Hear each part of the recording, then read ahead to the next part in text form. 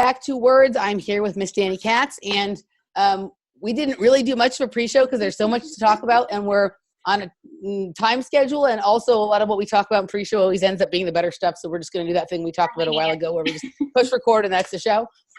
So this might be a little bit all over the place, but there's a lot to talk about, and we're trying to talk about something almost as it's happening as well. So please forgive us if we're a little bit more hyper and all over the place than we usually are. We will do our best to ground it in. But there's just a lot to talk about. So I have this long list of things that Dani sent me that we're going to talk about, or we may talk about none of them and talk about something totally else. So, Dani, my dear, where would you like to start? Well, do we want to go chronological and jump back to Andrew Wang, or do we want to talk about what's happening now with Joe and Jack and Tim and the girl? Okay, let's start with the Andrew thing, because if we start with the Joe, Jack, Tim thing, all that jazz, that may just take the whole thing and we may not do that. So okay. Why don't we start with the Andrew Yang stuff and set ourselves at 6:07, set ourselves a 6:37 deadline of when we have to stop talking about. Siri, set an alarm for 6:37. So there we go. All right.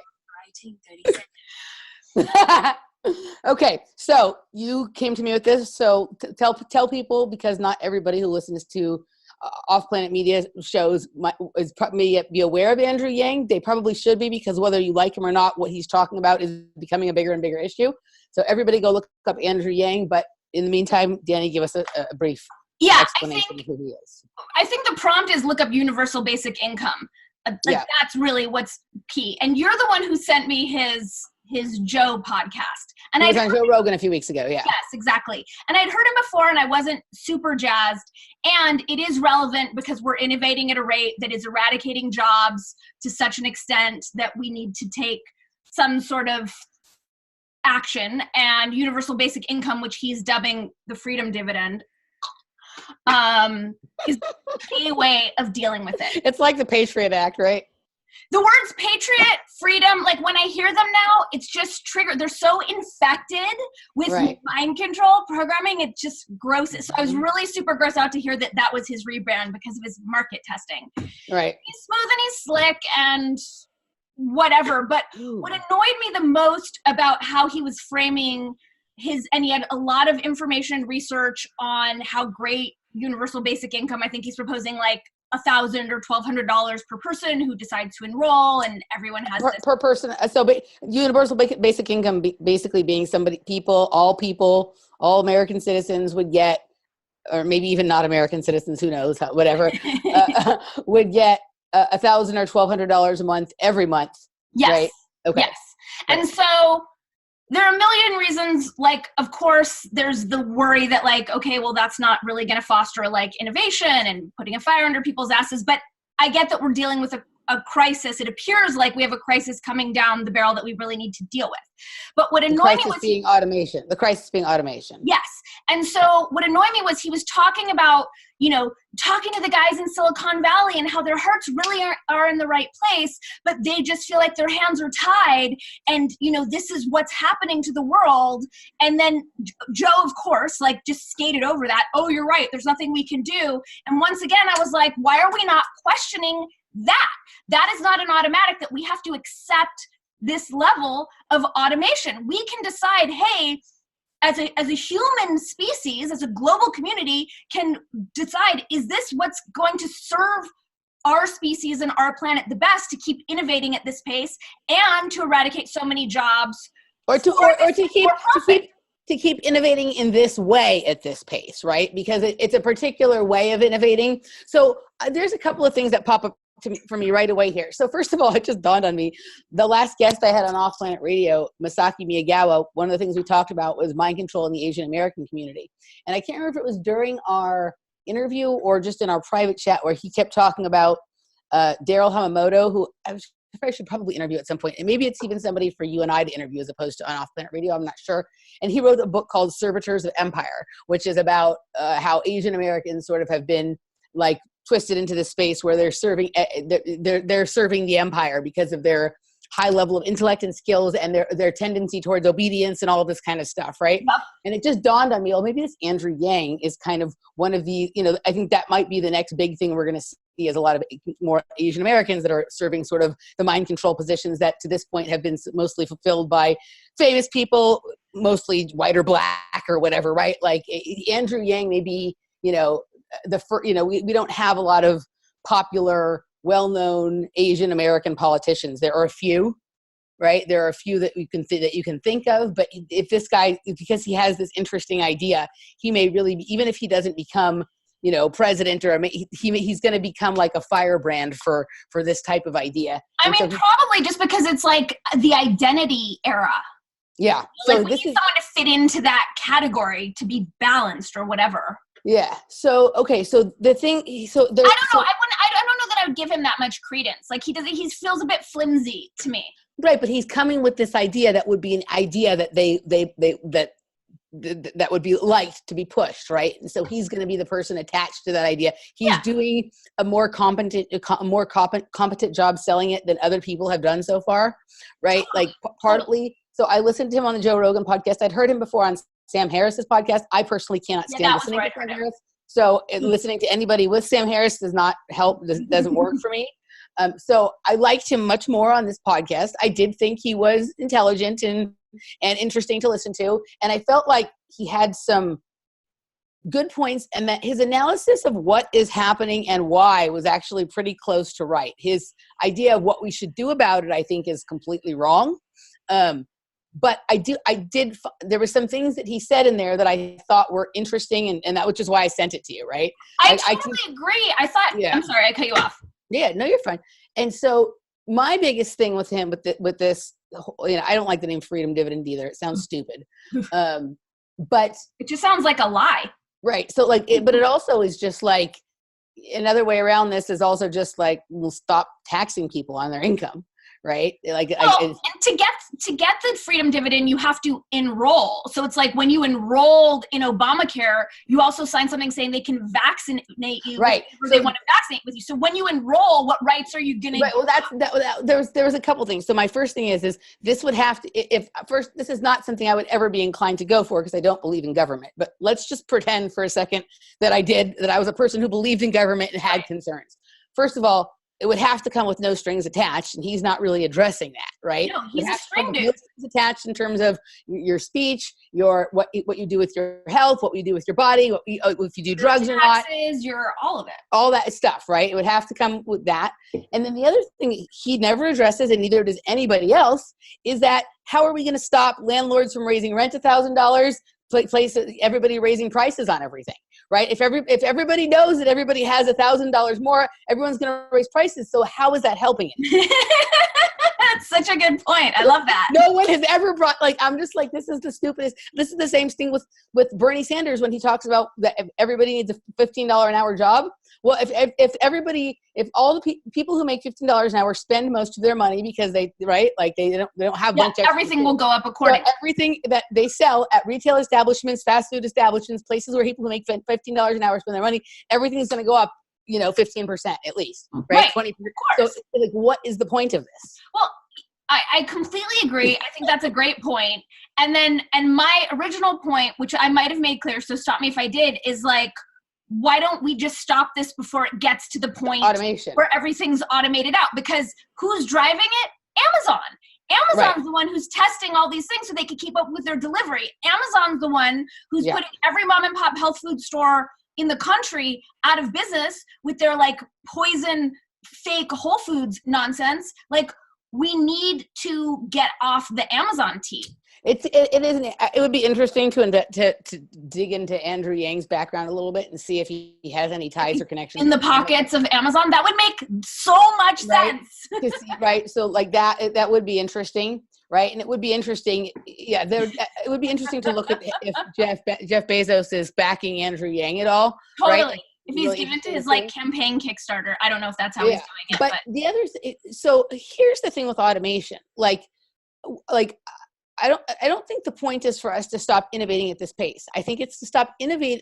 Like I think personal automation, if you can find a way to automate things to serve you as an individual better, right? Like if you can automate income in terms of like, if you, instead of just, giving a point, you do readings for people or you do coaching, right? Instead of just like doing it where you have a class and people can come and pay, if you find a way to put your webinar on a thing that anybody can buy it at any time for $15 and you don't have to teach the class individually anytime, that's a way for you to personally automate your income that doesn't take work away from somebody who does physical labor. It's just it's like having 20 Danis to do your job instead of one. I completely agree, but to quote Jack Dorsey's only line in tonight's interview, it's all about scale. So, right. So the scale of me automating at that pace versus the scale of Amazon or single serve plastic producers, we've reached a tipping point where we have to start having global conversations about what's going to best serve the collective. I think what my point of what I was saying here is that people I don't think we want to encourage people to stop innovating at a rapid pace, but I think we need to switch from this like outward automation where it's like all the things that actually keep us tied together in any way as a society are going to be automated out of existence. Stop focusing on that stuff and start focusing on ways that you can free up more time so you can do more of your creative connective pursuits, right? So if you don't have to have 15 individual sessions with people a day, if instead you can automate so I think personal automation, like ways people can personally automate their lives so that they can have more free times to pursue other endeavors. That's the way automation. And so if people can start trying to create technologies to help individuals automate their life better as opposed to dominate society, then that's the way it should be going, right? Those exist, and Tim Ferriss wrote the 4-Hour Work Week, and Upwork exists, and like all those things exist. But I do think it's a different conversation when we're talking about robots and AI and the singularity. And I think it's important, even if that does improve, if robots and machine learning improves my individual productivity, but at the expense of a sovereign humanity, then no, that's no good. That's not conversation about it.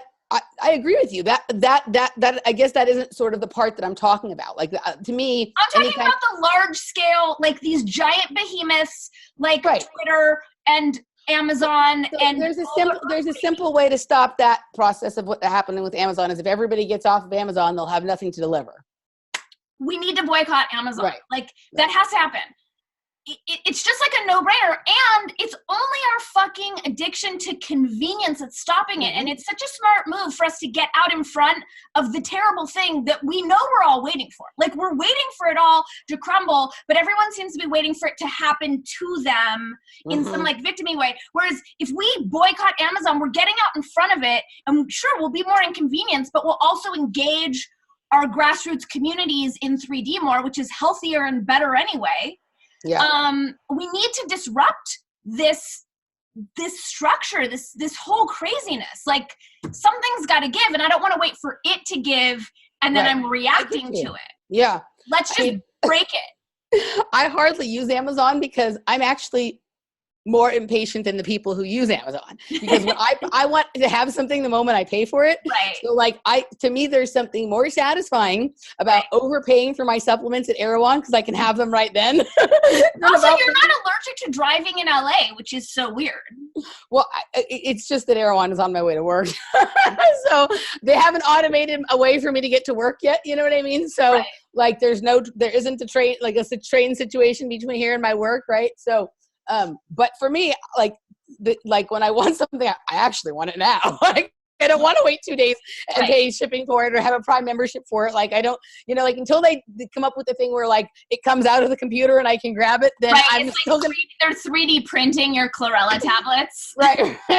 Right. So, yeah. So for me, but I recognize that most people love that. Oh my God, I just ordered it last night and I just woke up and it's already at my door. Right. Even people I know who are philosophically opposed to Amazon love the magic of, oh my God, it's here already. I wasn't expecting it for 2 more days, right? Because then I'm ideologically opposed to it, and I am a Prime member. But when my stuff arrives, I am not.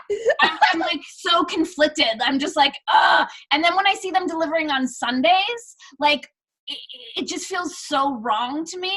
I don't know. I'm more angsty. Unless you really need something, and then it feels so right. We would be wise to make it a coordinated effort, which, by the way, was everything that they blamed their deplatforming on in the conversation that we will get to. Okay. But that was the answer for everything. Like, it appeared to be a coordinated attack.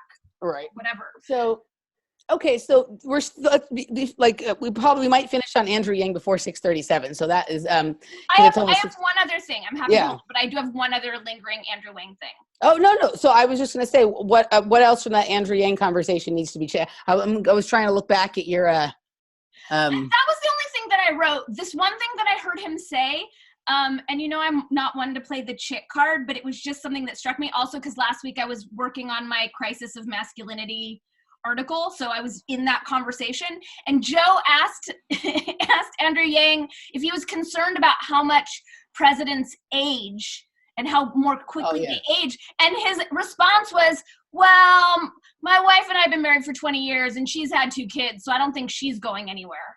And only after he insulted his wife and referred to that thing did he go, yeah, I mean, I guess I could take some supplements, or like his first thing was to go to like where his wife would leave him or not. And then the second one was about his own personal experience of that. It just seemed like this weird sort of fragmented like marriage program, right? Biological imperative programming thing. It just struck me as weird, as a weird initial response to the question that like, my wife has saggy tits, when I heard it. She's not going to go anywhere. Yeah, I remember thinking that was weird when I was listening. I can't remember if I listened to it live or if I listened to it recorded, but I did think that was a weird answer to the question. Yeah. Yeah. It was just a little broy. He was a little broy for me. He kept calling Joe man, and I was like, does he call everyone man, or does he just like adopt to whoever's asking him questions and take on their speech patterns? Well, that's what it felt like to me, because I experienced him completely different than how he was on Sam Harris. Totally. Yeah, and so, but that would also be, and I know I'm going to get myself into trouble with this, because everyone's going to say, you think everything is mind control, but that would also be a sign of a mind-controlled individual, as somebody who just adapts the speech pattern of somebody who... Or a Pisces, or it could be like a matcher, like there are a million reasons, a people pleaser, a Libra, like there are other... A politician. Right, exactly. Like when Obama used to talk all folks, when he would get in front of like, middle America folks, or right. Watching Hillary Clinton introduce. Right. Talk about hot sauce when she was talking to the African-American crowd. It was like, whatever, dude. Right. Totally. Yeah. So, okay. So are we? I'm complete on Andrew Yang. Okay. All right. So done with Andrew Yang. So you have, let's see. We skipped over the first thing, but you sent me a quote of your lefty friend who said, I can't get behind anything that guy does in response to Trump's choice to withhold funding to universities who are impeding free speech.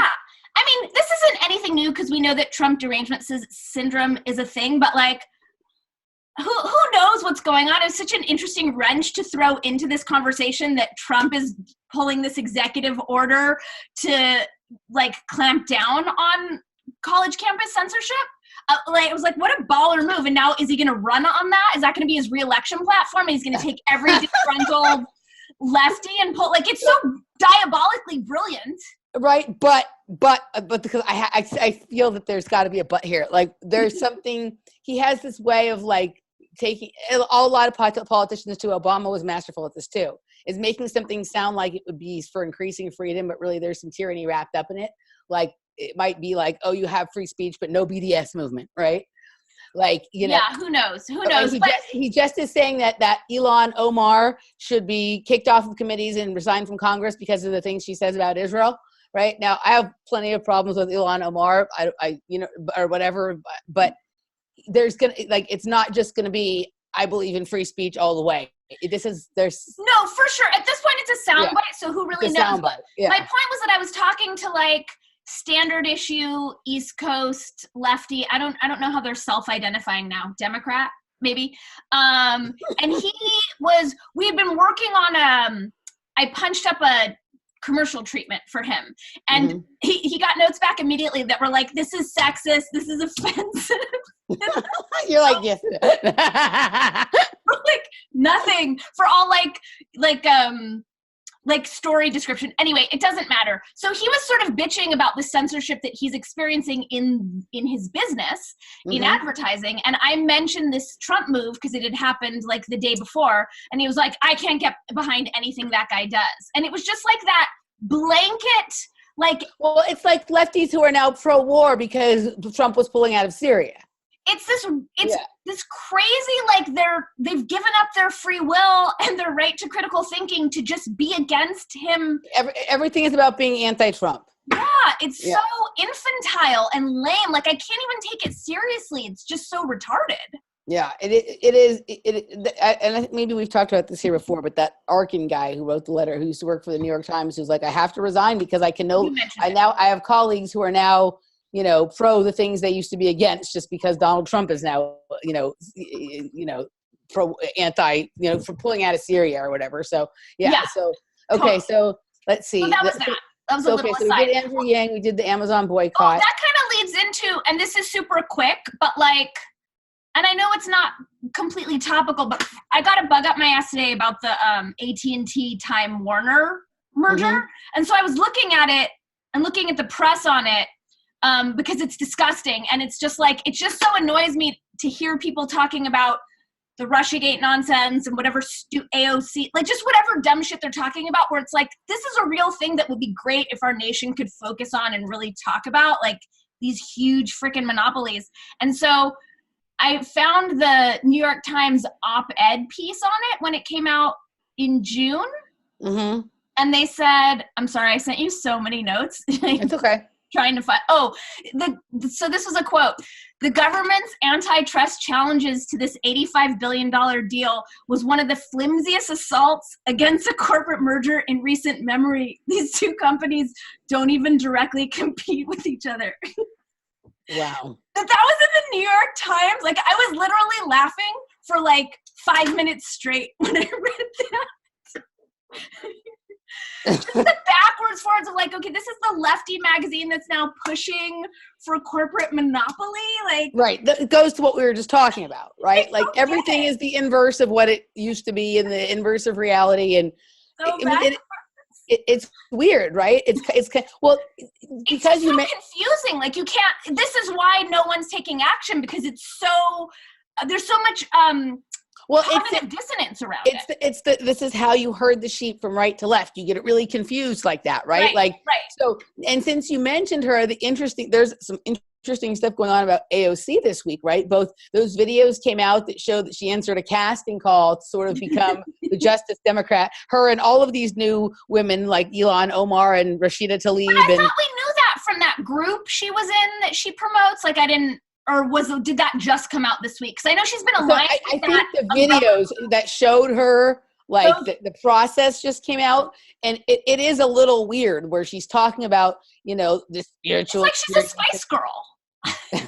Well, she's talking about having had a spiritual experience at the Dakota Access Pipeline protest. Well, and people were right to say, well, where's your selfie? You have a selfie of yourself doing everything else. Were you really there? So there's all this weird stuff. And then now she's in trouble also because it appears that she has done with her PAC committees and stuff like that, the same kind of shit that traditionally Republicans have been accused of doing by the left. Right. And now she's being accused of doing it, and suddenly the left is like, oh, no big deal. Right? This is like the dumb shit, and I'm not saying you're wrong, like, yes, these things are legit, where it's like, can we just talk about the real big stuff? Like, I'm so tired of all this little piddly, yes, politicians are crooked and do gross things. Like, can we just deal with the big issues, like the giant fucking oligarchy monster that's breathing down our throats? Well, I think this, but like I was mentioning that because of your point about like the shit that the left used to be against, they're now for, right? Like, so it's all of these things it's so that are happening. Twisty-turny, yes. This is how, the point is that this is how they keep people distracted from dealing with the big thing, right? Is that everybody would rather squabble over this right-left nonsense, right? Like, rather, you know, they would rather fight over racism than classism, right? They would rather like bring down the little prince rather than the big king, right? Like, it's the whole, like, this has been like a trick that's been deployed against the people since the beginning of time. It's bread and circus, right? Totally. This stuff is entertaining, and people like throwing poop at each other in the sandbox. They don't like walking up to the dragon by themselves, right? you know, and so like, that's the whole deal. Right. Yeah. So totally. So everything's ass backwards right now. Mhm. Yeah. Okay. So you had this segment here. Oh, there was this fragmentation piece that I noticed. It's quite heady though. Okay. And I'm wondering how much time. Yeah, I think this might be a little confusing to kind of get into. This might be a topic for like its own. I think it's a little, let's let it be its own sort of like, dude chick problem. Video sometime. Okay, so was there, okay, so I just want to quickly, we're going to get into talking about the Joe Rogan podcast that just happened a few hours ago. But since we're going to get on the topic of Joe Rogan again, I just wanted to say that like, so the show that Robert and I did on Friday, we did a Matrix Mash live, right? And which was amazing and a must watch for everyone watching. So I received, Robert did not, even though it aired originally live on Robert's channel, he somehow did not receive a copyright claim. But when I put it up on our channel a few days later, we got a lot of views pretty quickly. I mean, not a lot for us, not a lot in comparison to how many views he gets, but more views than we generally get on a video in the first few hours, right? I think we were up at 1,000 within the first few hours, and so we got a copyright claim. Off Planet Media did. Robert did not, which I'm glad for him that he didn't. But Robert had included a clip, which I tend not to do just because I don't have time to go gather the clips, but for this reason, but it should be fair use, right? Like there are a million clips of Joe Rogan that everybody puts on their channel on the internet. Most of them don't get copyright claims, otherwise people wouldn't do it. And so, it's interesting to me. So it wasn't a strike, it's a claim, which means there's no problem. I don't have to delete my video. I'm not in any trouble. It doesn't affect the status of our account. It's just saying that he can put ads on our video and get the money from it, or he can have access to our video stats. There's not an ad on the video, so he hasn't done that. So obviously they're looking at our video stats. And so like, I would have been this actually all very much surprised me, but are they irritated at what I'm saying? And I just want to put it out there. Like, I don't know if he is, and I don't care, but I'm not accusing him of being like a shill or being in on it in some like majorly intentional way. What I'm saying here is that, Joe, you're under mind control like the rest of us. Right? That's what I'm saying. I'm saying that people's image, people's persona, people's likeness, right? Like, especially when they're talented or with charisma or a celebrity or just happen to be good at something or talented, sometimes gets used in ways that isn't the intention of that person. And suddenly that is being used to steer a movement, frame a conversation, dissuade people from looking into something, push people to look into something. And it's happened to all of us. And so like, I every day continue to wake up to the fact that I've been under mind control, right? And a lot of times just when I think I'm totally out of the mind control, I realize there's a deeper layer of mind control. And so this goes for Joe, this goes for Alex, this goes for Eddie Bravo, and it goes for Dani and I, right? And so all I'm saying here is like, I'm not like trying to like call you out, turn people against you. I enjoy listening to your podcast. I used to enjoy it more when it didn't feel like you were so controlled. It feels more controlled now than it used to feel 5-7 years ago. Okay, but that tends to happen with growth. But my point is just that like, I don't even, that something funky is going on here. And the way that show went down seemed like the end of a controlled operation and maybe the beginning of a new one. But, I just thought it was kind of interesting. So I titled my video differently than Robert did. And, during the video, I talked about that I thought this was the end of Operation Sacred Cow. And I titled the video, No More Sacred Cows. And, so I'm wondering if that got under someone's skin, because I really do think that there was something that existed called that. Here's my thing. I don't think there's any evidence to indicate that you've gotten under anyone's skin or that Joe has any beef with you. I think all the evidence is that Joe's tracking you and that you're on Joe's radar and he's watching your videos. But there's nothing to say. Like, he might be totally on board and like figuring out, like just trying to drum up the courage to reach out to you. But you know what I'm saying? Like, there's been no evidence of ill will. So let's just assume that like Joe knows you're rad and is just really intrigued by your point of view on his whole deal. Okay, let's go with that. Whichever one it is. Well, I would not presume that I could get under. I'm 100% sure he probably doesn't know who I am. It's probably an algorithm and a broad. You're not 100% sure because someone made a choice to Right. check your stats and not put an advertisement on. Like, Right. that's silliness. You don't know. You don't know. But you're I probably don't on know. the radar. That's my assumption. It is whatever it is. It was more entertaining than anything to me. But yeah, I don't. It is what happened. I was very surprised, but I hadn't heard of this thing where they could do a copyright claim. I hadn't heard that. Yeah, this is a new thing. So, and it's interesting that they went after you and not Robert. That's what's interesting. Right. Mm-hmm. Can we pause so that I can pee real quick? Yes. Sorry, right, I'll edit We're out this. pausing. We'll be right back.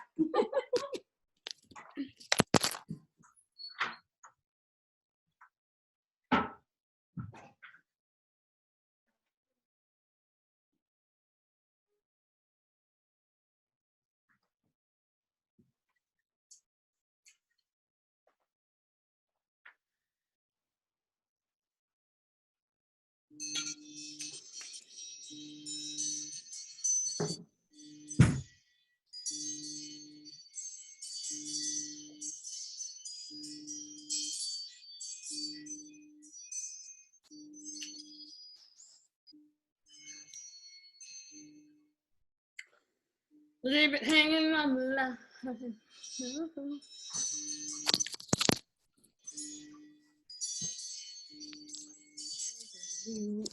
7-foot shoe.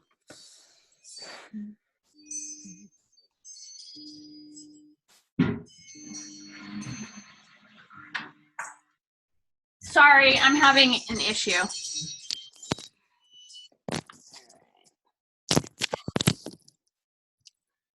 Okay. Okay, hold on a second. I just have to put my pants on. I'm going to make a funny when we come back. Okay, 3. Put your pants. I'm so Put your pants. Okay. Okay, 3, 2, 1. Okay, we're back. Dani, I just have to ask you, did you just go to the bathroom to get your instructions from the CIA as to what to talk about 100%. next? I figured since we were talking about the only show I've ever seen Joe go to the bathroom, ever, Right. let alone multiple times at the same time as his guest, I want to just act it out as like performance art. Okay, so now that we've talked about that, so whatever it is, I take it all in good humor. I enjoy doing the show. It's interesting to me, like Robert gets gone after for some things. I'm kind of surprised that didn't happen. The only thing I can think of is maybe it's harder to. We streamed live on his channel, and I wonder if like that's the difference. Is I uploaded a pre-recorded video. Well, also Robert has so many videos, and Robert, I mean, he's got the knowledge, but like you're the enemy of the state. Like you're the scary one. Oh, all right. Okay, I guess I'm scary now. In the best of ways.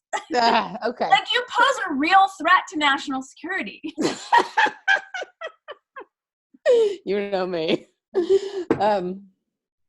Always surprised when they meet me in person because I am a terrifying person, but I'm also this little.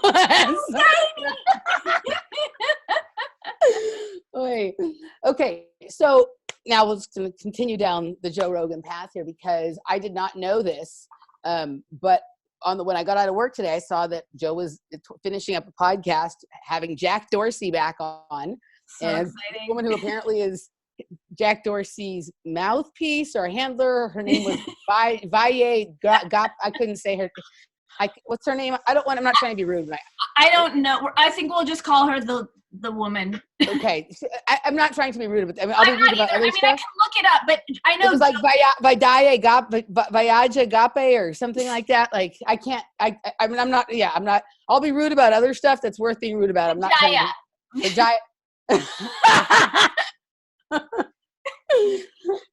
But I might be saying it wrong, and then I don't want to be insulting her. If I think it was Vajja or whatever it was. It was Vajaya Gape. It's some very lovely lady. Okay, so she's like the head of like the trust and security people at Twitter. So she was on with Jack Dorsey, and then they brought Tim Pool on to be sort of opposing. And I must say that like I have developed more of a liking for Tim Pool since his first appearance on Joe Rogan. He's been more aggressive.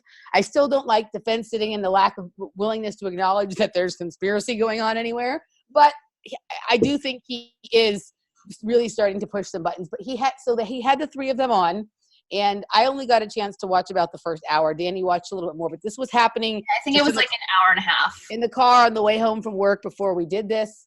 And I got 150 in.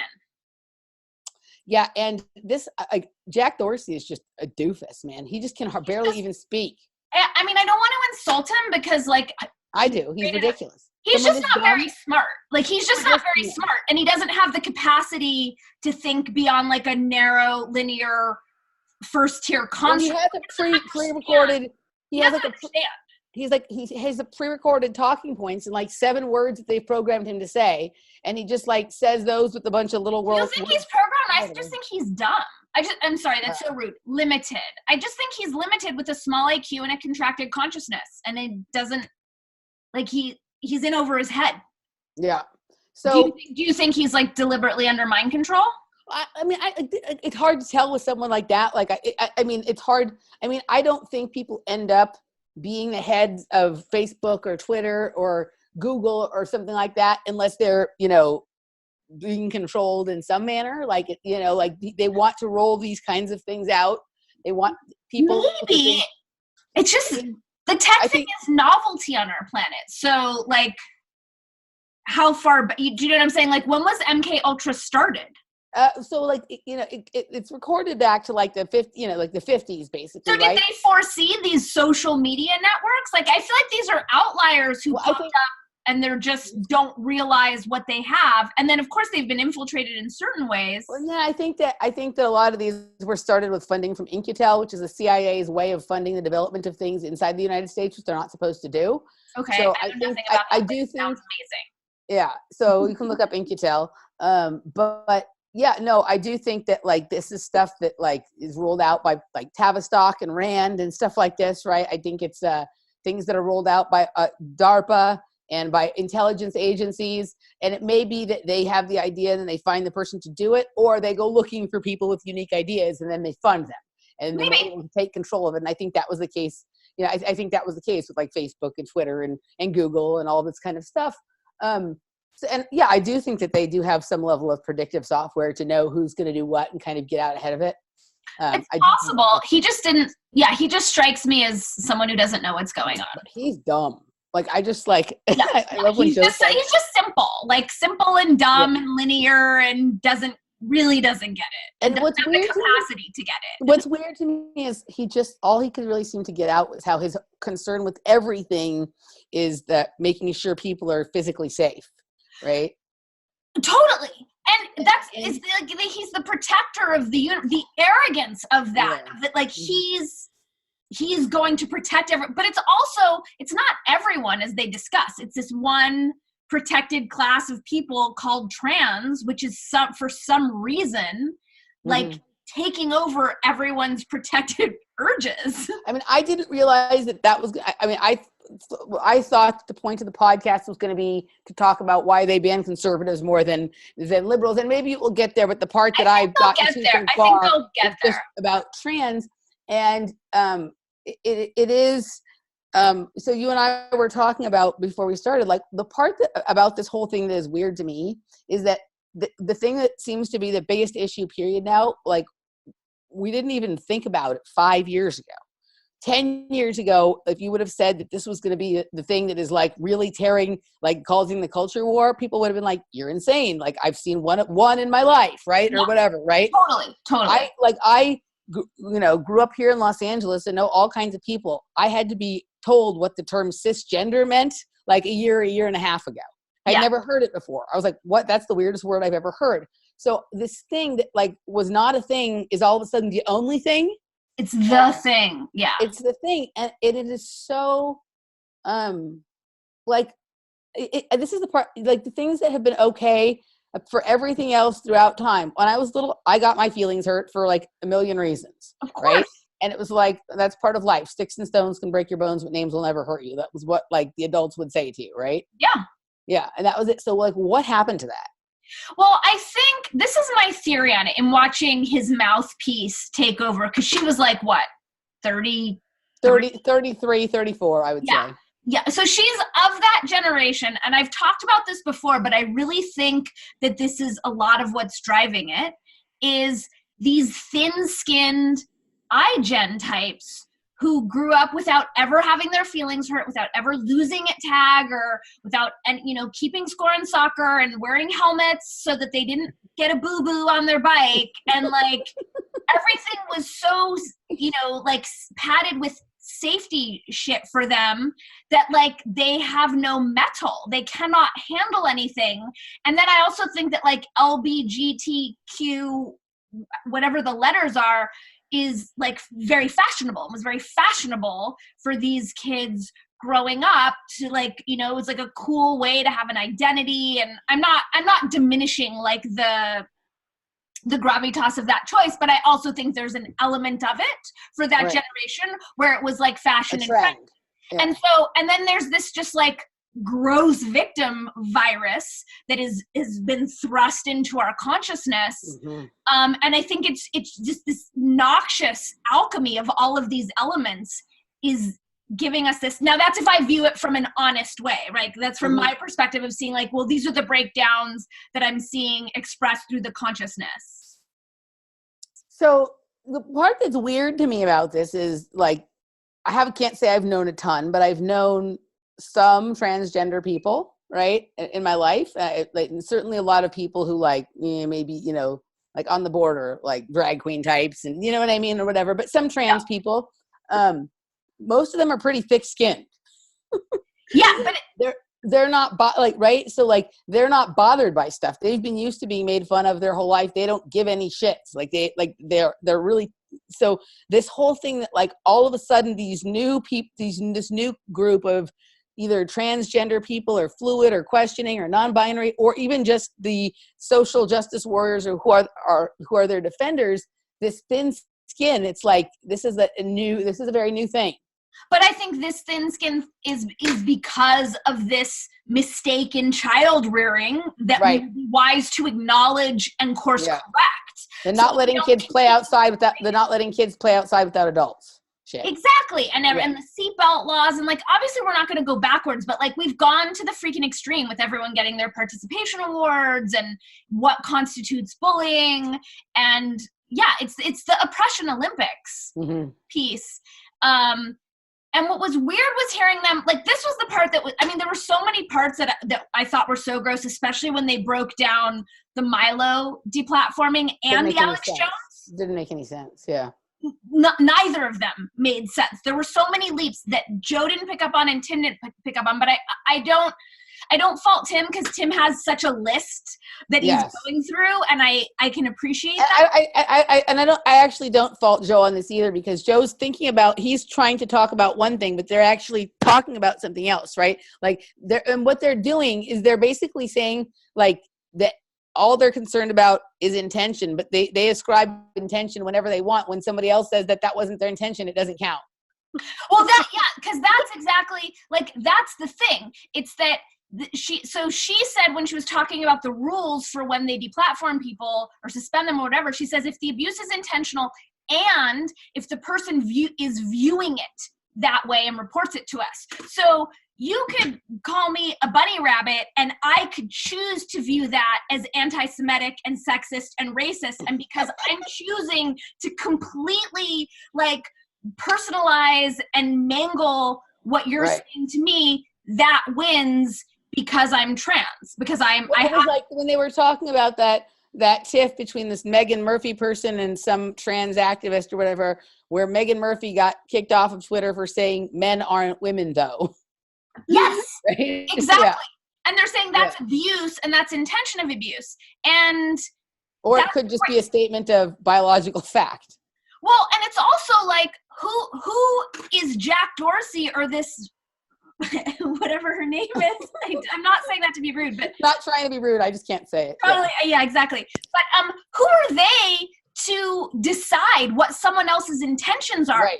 And the thing is that the people who are playing the oppression, the Olympics, are choosing this lens of perception. They're choosing to see the world as being something that's against them. And they're filtering reality through looking for attack. So of course they're constantly creating it, because one of the things that she said was, like when she's seeing someone's post on Twitter, she says, "Why are you doing this to a trans person?" Like Right. the narcissism of like it's that person's intention to do it to someone else. That's all made up nonsense to affirm a victim's story. So that's creating it. And that has to be acknowledged, but it's not. Like, instead we're deferring and we're like destroying our constitutional right for this ridiculous, like, made up illogic.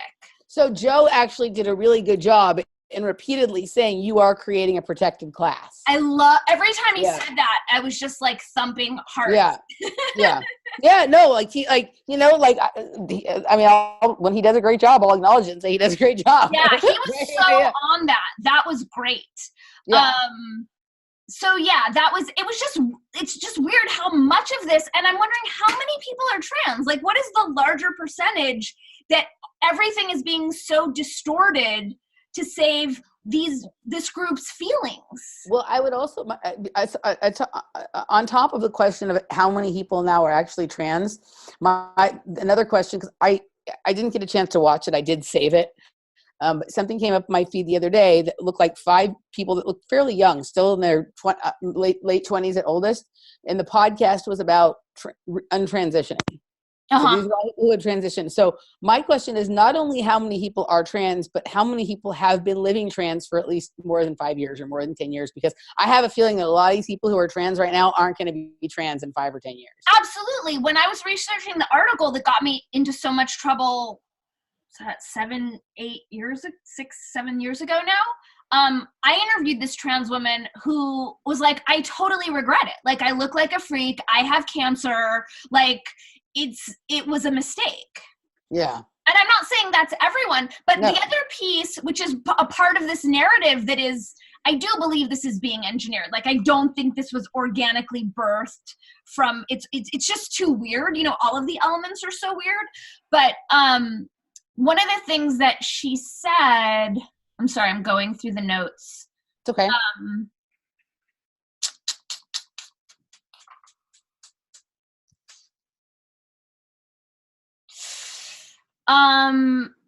This was it. So when Joe was pushing on that trans is now a protected class, she immediately goes to citing statistics about trans suicide rates. And that is such a standard issue part of that narrative. Yes. Like, as soon as you start talking trans, immediately go to murder rates, violent attack rates, or suicide rates, because that's exactly when this trans story first got mainstream play was in, I think it was 2013, when Katie Couric interviewed Laverne, whatever. I might have talked to the girl from Orange is the New Black. Yeah, exactly. And when Katie Couric asked her about, like, if she'd had her junk cut off, Laverne was like, I really don't want to talk about that. I would rather talk about, and she just goes on to talk about these statistics of all the abuse. And in that pause of, I don't want to talk about that, I'm tired of that question, I had this moment of hope of like, cool, I hope you're going to talk about why this is so empowering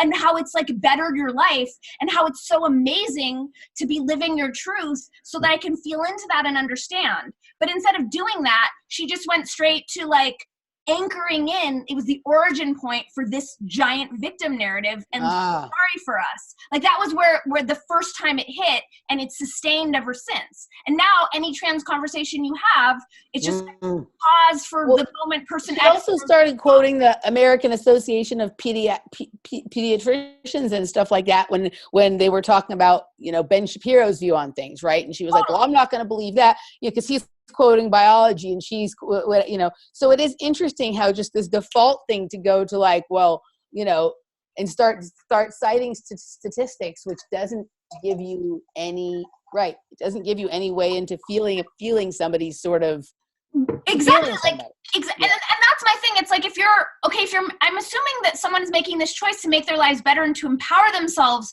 So talk about that instead of continuing to sustain these other things that you don't want to happen. Like, why do you want that to be the framing on Right.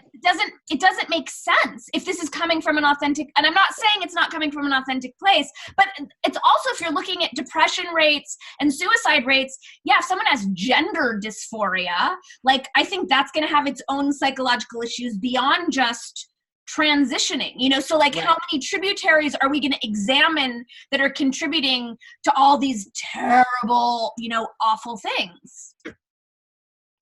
Does that make sense?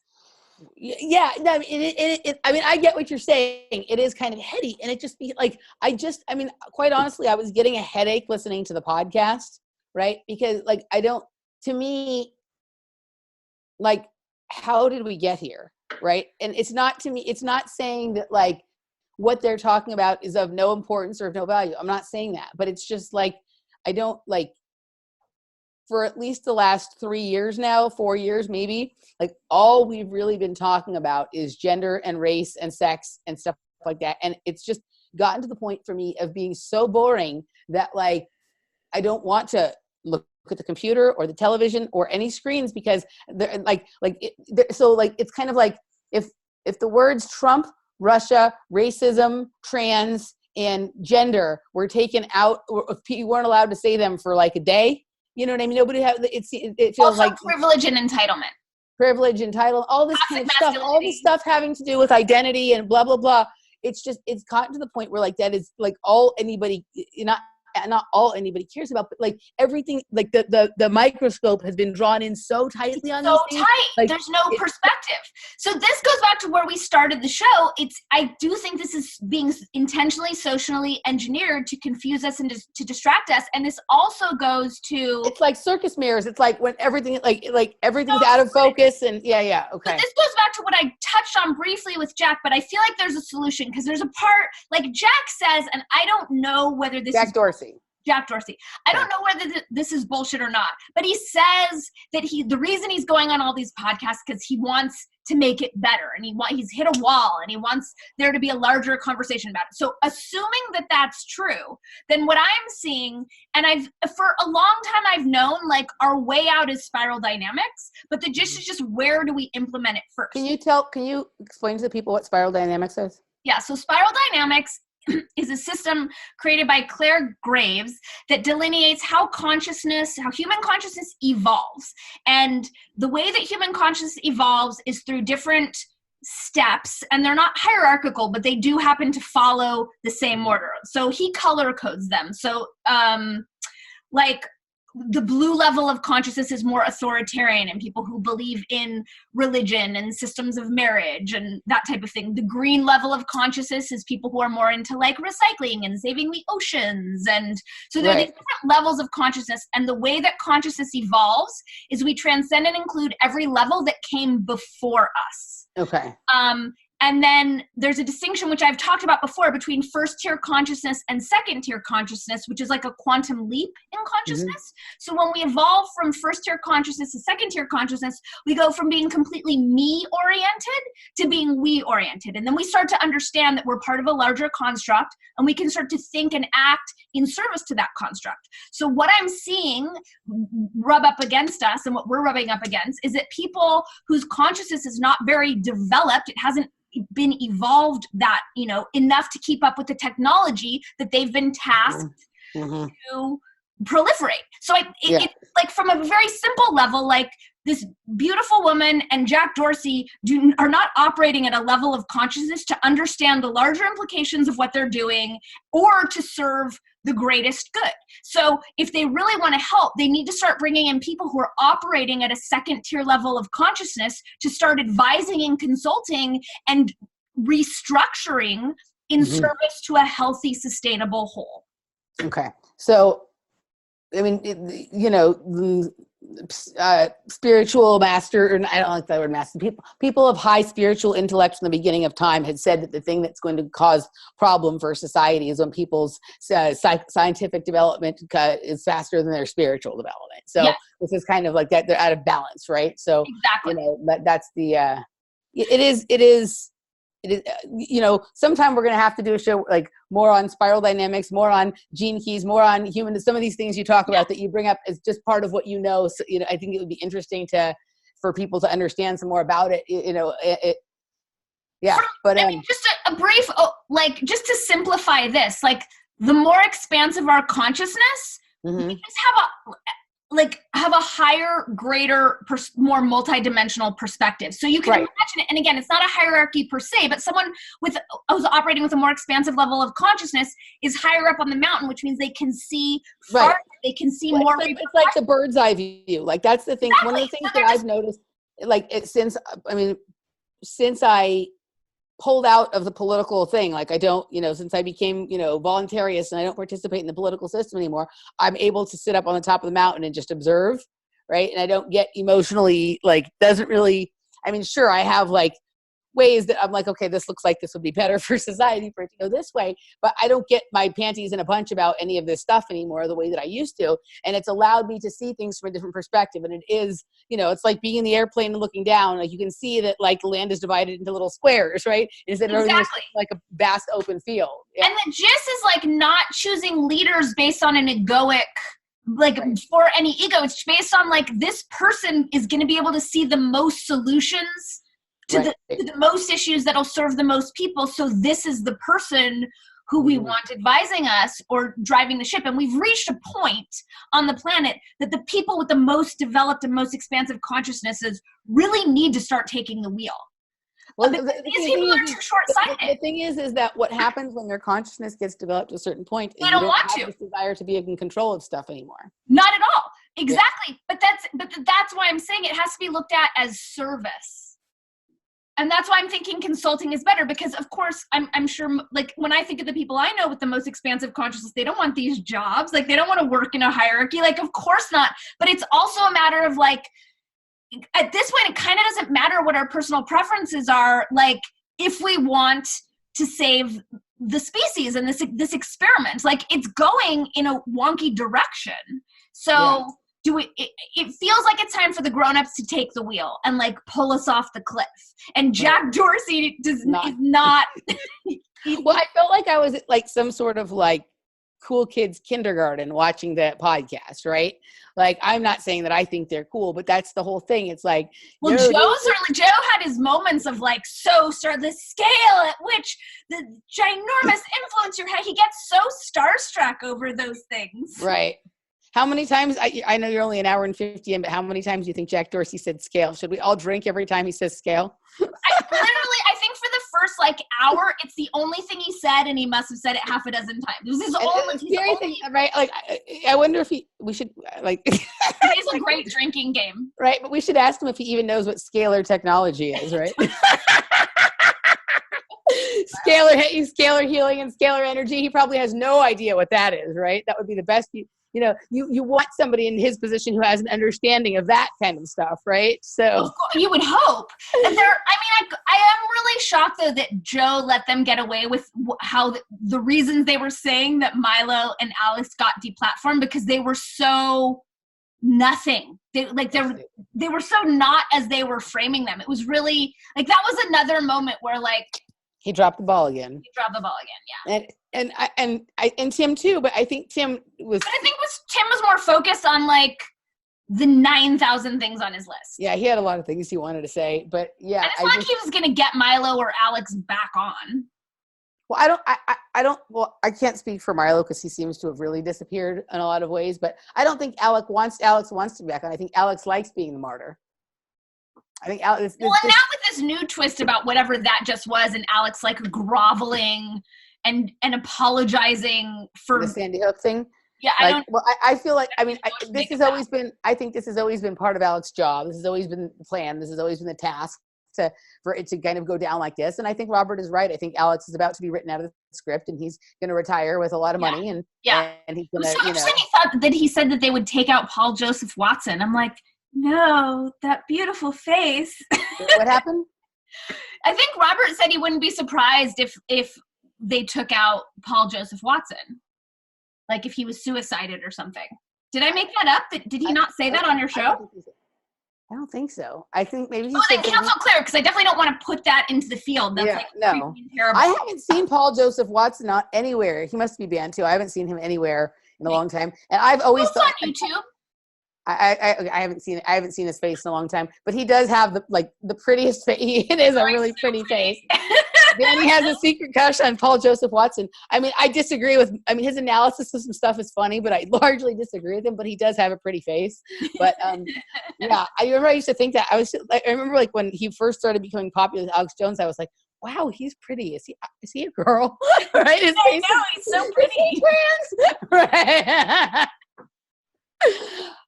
All right. So that brings us almost all the way full circle. We're like Paul Joseph. Was that did we get through everything?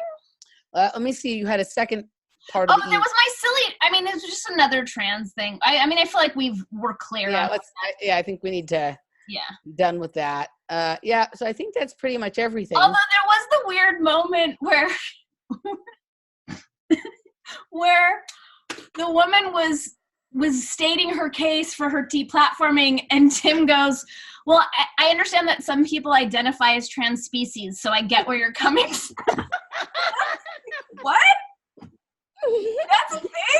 Well, you said you wanted to be a bunny rabbit earlier or something. When I was little, I used to say that when I was little and people asked me what I wanted to be when I grew up. I used to say a bunny rabbit. Really? I did. That's so a couple times. Right? That was just like a silly thing where I was just like, I can't with this culture. Yeah, no, I don't know. So let's, we need to invent a pocket universe segment real fast here because we didn't talk about that in the beginning. Well, I had a languaging thing. Oh no, onto the pocket universe was the Amazon boycott. That's your pocket universe? There won't be Amazon in the pocket universe. Well, exactly. And I think that the Amazon boycott is it's like our training wheels for the pocket universe because it's putting us back. I mean, you're living in 3D. Gotcha. But it'll put everyone else back in 3D because we'll have to go to the store and we'll have to know the people in our community to be better. And I think the pocket universe is going to emerge through that community connectivity, one of those. So you're saying one of the portals to the pocket universe is stop using Amazon. That's what I'm saying. Close the door to the portal to hell and open the portal to the pocket universe. But I think that's going to need to include Whole Foods as well. Oh, I can't stand Whole Foods anymore. Like the only it's. I mean, there was a time when it was like a treat to go to like one of the bigger, fancier Whole Foods. Remember that time? Yeah, the Venice one was like, oh my god. Right. And the one in Pasadena is nice. The one in downtown Austin is amazing. Like the last time I lived in Austin, I used to just like go there and spend hours. That one isn't even as good anymore. So yeah, I'm not into it really. Most of they have shelves full of GMOs and sugar and all sorts of crap now. Yeah, exactly. Remember when Whole Foods here used to be Mrs. Gooch's? Mrs. Gooch's, of course. Yeah, I used to love going to Mrs. Gooch's with my grandma. So many samples in the deli section. Right. My boyfriend and I, it would be dinner to go to Gooch's. I used to go there with my grandma because she was, like back in the 80s, she was like, I need to get the vegetarian fed eggs. You know what I mean? Like that was why we went to Mrs. Gooch's. I just watched this movie over the weekend that came out in 97, 98. I think it was called With Friends Like These, and I watched it because Bill Murray was in it. But it takes place in LA, and one of the women is like, oh, I picked it up at Gooch's. And I was like, yeah. Yeah. My grandma used to call it Gucci's, you know what I mean? Yeah. Or something like that. Yeah. So, okay. So, yeah, I don't like Whole Foods really. Like there's like two or three. I mean, they're just part of the problem. The Borg. They're part of the Borg. Yeah, exactly. But I go there there's like two or three things you can either Erewhons or Lassen's. And so I go to Whole Foods for those two or three things, like once in a while. But yeah, I don't like it either. Like I almost rather go to the regular grocery store. But I also think it's not even about liking it or disliking it. Like there are things that I do like about it as far as the things that I can get there. But like, I think we need to stop making choices that continue to honor our apathy and our addiction to convenience and our laziness. Like it's just, something's got to give, and we're so comfortable in our easy lives, and it's working against us, and it's going to come to a crashing halt, or we can be proactive and just make the shifts at our pace. And I don't know that it has to be such a big catastrophic deal, but if we had enough people involved, we could have an impact. Like, that's realistic. Yeah. Yeah. Yep. All right, guys, you hear that? Cancel your Prime membership. Stop using Amazon. I feel like we'd be wise to like pick a date and like hit it all at the same time with a bang. Like, can we get some feedback from people how sort of about their thoughts about that? Like, about if that's something that they would be willing to give up, and how like, just that kind of look. I would like to hear from you guys on that. The other thing that I was just gonna, and I didn't run this by you, but I'm just gonna say it anyway. We are starting to play with the ideas of having occasional guests on the show, and so that's going to be something coming soon, and we're probably interested mostly in the kind of guests that are sort of walking that line between like almost the alternative mainstream and the underground, right? So like it's different kind of guests than like what we have on Off Planet Radio or whatever. People who are a little bit more in the free speech or semi-political scene, but who are really outside on the fringe of mainstream kind of thing. Just because I think that's where some of the interesting conversation happens. And then, at the end of the episode, we'll try and pull them into the pocket universe. But, we will bring them into the pocket universe to help collaborate and co-create something amazing. I want to know who people would like to see us interview. Yeah. That was my point to bringing this up. So, I mean, so if people have, some people that they're interested in hearing, or people that you think we may not be aware of or whatnot, then let us know. And we're looking forward to starting to do that. I think we have a guest that we may do in the next few weeks. That will be the first episode with a guest.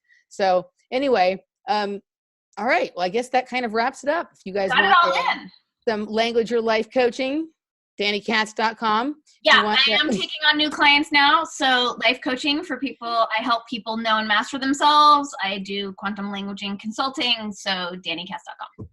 Right. And if you would like a nutritional consultation, I also do lifestyle work, some energy healing. Hit me up on Facebook at Emily Moyer, and we will see you next time. We're out of here. Bye. Bye. All right.